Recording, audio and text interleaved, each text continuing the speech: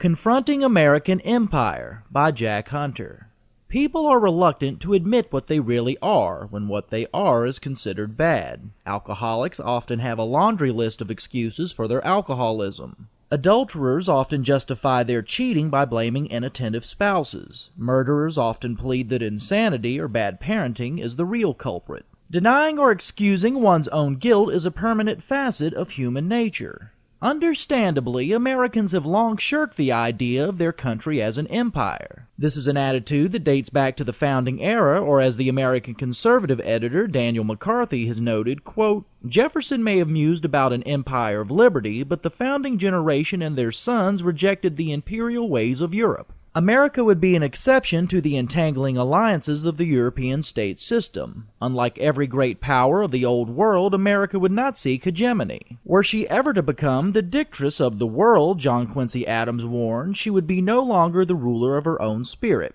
Needless to say, much has changed about America and the world since the 18th and 19th centuries. But even today, our rhetoric still reflects our historic antipathy toward the concept of empire. Defending the Iraq and Afghanistan wars during his 2004 State of the Union address, President Bush said, quote, Our country does not seek the expansion of territory, but to enlarge the realm of liberty. We have no desire to dominate, no ambitions of empire. Bush's denial that America is an empire has been reflected in some recent opinion columns. The Wall Street Journal's Bret Stephens opined in a piece earlier this month titled Ron Paul's Fantasy Empire that the amount of troops America has stationed in hundreds of bases around the world, often cited by the Texas congressman, are actually few in number and therefore relatively insignificant. This week, columnist Steven Crowder of Andrew Breitbart's BigGovernment.com seconded President Bush's point, saying that America, quote, is no empire at all. The United States boldly walks in through the front door of these countries, provides unprecedented aid and/or overthrows their evil governments in an attempt to rightfully give power back to its citizens.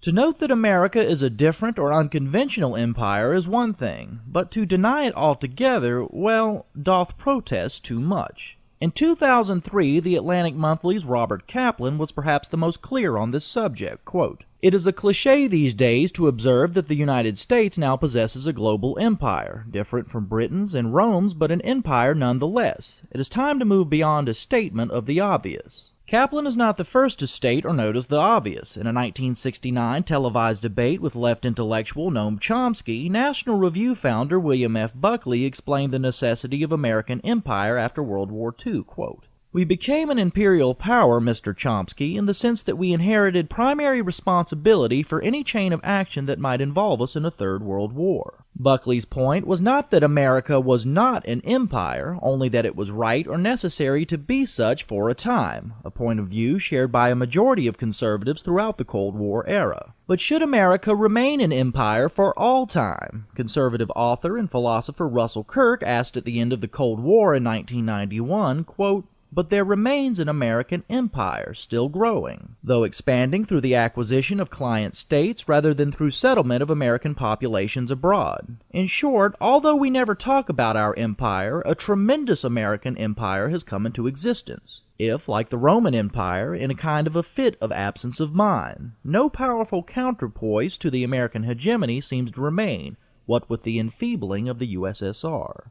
And this is where we stand today. It is one thing to say that America was justified in becoming an empire after World War II, and it is one thing to debate today whether we should remain one. But it is quite another thing, even dangerous, to pretend that America is now anything less than imperial in its scope, psyche, and affordability, or as Ronald Reagan's former budget director, David Stockman, put it bluntly in 2010, quote, The Cold War is long over. The wars of occupation are almost over and were complete failures, Afghanistan and Iraq. The American empire is done. There are no real seriously armed enemies left in the world that can possibly justify an $800 billion national defense and security establishment, including Homeland Security.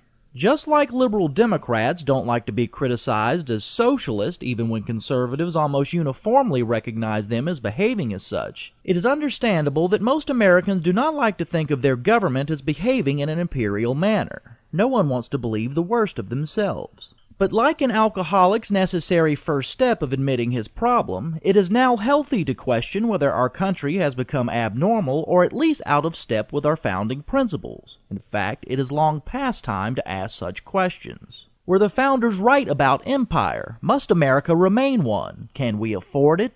And can we finally admit it?